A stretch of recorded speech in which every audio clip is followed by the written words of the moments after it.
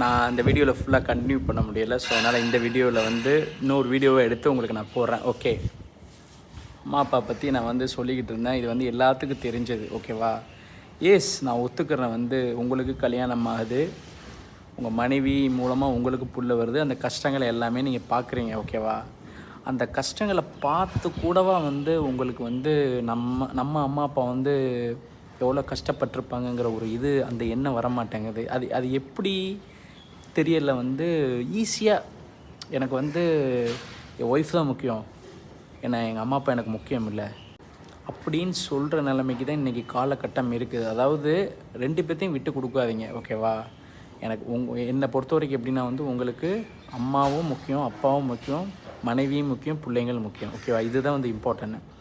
அதாவது இந்த 2க்காக எதையுமே ஒன்று இழக்காதீங்க. அதாவது ஒரு சில உங்களுக்கு பிரச்சனை வரலாம், உங்களுக்கு ஏதாவது ஒரு இதில் வரலாம், அம்மா அப்பா வேணான்னு சொல்கிற அளவுக்கு உங்களுக்கு ஒரு சூழ்நிலை வந்தால் கூட தயவு செஞ்சு பண்ணாதீங்க. அந்த தாய் மனசு உடைஞ்சு அந்த தாய் வந்து அந்த மனசில் வச்சிச்சின்னு வச்சுக்கோங்களேன் அந்த கஷ்டத்தை. நான் இன்றைக்கி சொல்கிறேன், நல்லா இருந்ததை சரித்திரமே இல்லை.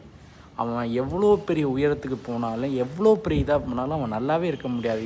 நீங்கள் நினைக்கலாம் மேபி லண்டனில் இருக்கலாம், மேபி அமெரிக்காவில் இருக்கலாம், எங்கே வேணாலும் இருக்கலாம், வாட் எவர் இட் இஸ். ஓகேவா? அவனுக்கு வந்து பணம் கொட்டோன்னு கொட்டலாம். ஆனால் எப்படி வரும், கடவுள் எப்படி வந்து இறைவன் வந்து எப்படி தண்டிப்பான், ஒரு நோயை கொடுப்பான், அந்த நோய் மூலியமாக பெரிய ஒரு தண்டனை வரும். ஸோ அதனால் வந்து நான் எதுக்கு நான் இவ்வளோ இதாக சொல்கிறேன் அப்படின்னா வந்து கொஞ்சம் யோசிங்க. ஓகேவா?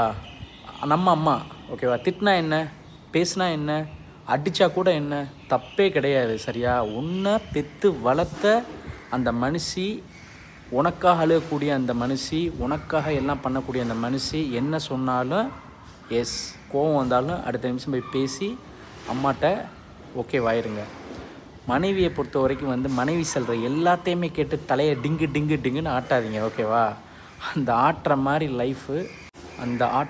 லைஃபு நிலைக்காது. நான் சொல்கிறேன். ஓகேவா?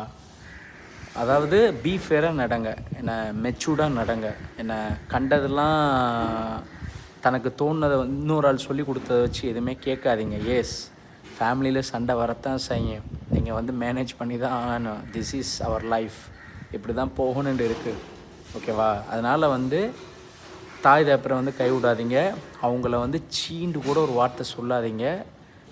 நம்ம கோவத்தில் தான் பேசியிருப்போம், இது பண்ணியிருப்போம், போய் மன்னிப்பு கேட்டு ஒரு சந்தோஷமாக ஆயிருங்க. சரியா? நம்மளுக்கு விலை மதிக்க முடியாத ஒரு சொத்து அவங்க இருக்கிற நேரத்தில் அந்த அருமை வந்து நம்மளுக்கு தெரியாது.